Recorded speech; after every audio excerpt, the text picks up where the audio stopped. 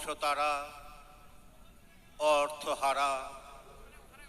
ভাটার গভীর টানে তরিখানা ভেসে যায় সমুদ্রের পানে।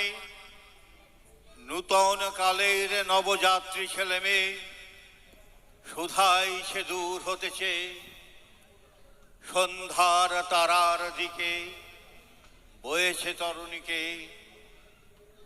আজ ১৫০ বছর কেকে হাই স্কুল কালীকৃষ্ণ উচ্চ বিদ্যালয়ে সম্মানীয় অতিথিবর্গ আমাদের মঞ্চে উপবিষ্ট।